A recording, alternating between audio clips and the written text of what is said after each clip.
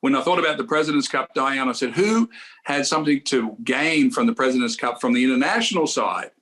And that has to be the young Tom Kim coming out of, won at Greensboro. And then we just exploded his personality onto the scene at the President's Cup.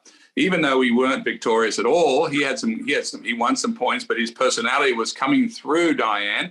And this will be sort of his, first event after the President's Cup, after he won at Greensboro. And now that everyone kind of knows him, he's not my pick either, but I expect Tom Kim to play well. My pick this week is a young man that he made it to the Tour Championship. I went down the list and looked at all the stats for the whole year. And on this very show, I said, this guy back in my day would have been the best striker. We used to have a category of who was the best hitter of the ball from tee to green and chipping, those three combined. And Sungjae was the top of the top 30 by a mile. He won this tournament last year.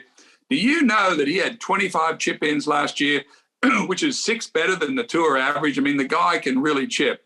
Yeah. And I knew that. I heard that stat at the President's Cup, and then I was watching him play against Jordan Spieth and Justin Thomas, and Sungjae was chipping, and those guys had their eyes on him because whenever you're playing with someone that's excellent at one part of their game, you're looking very closely.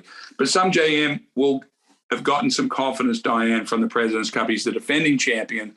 He will play good again in Vegas. He hits the ball the straightest, hits the most greens, so I'm sort of banking on that this week. I've got a cool fact about Sungjae as well, which it'll be a good little Vegas stat when you're looking at your bets. But he won his first event on the PGA Tour in his 50th start, and his second event, which was the Shriners last year, was his 100th start. So I love a pattern. I love a little bit of fate. So I know you do. That was cool for him. I had to check with you to see if his wife was pregnant. Otherwise, then it would have been locked, right?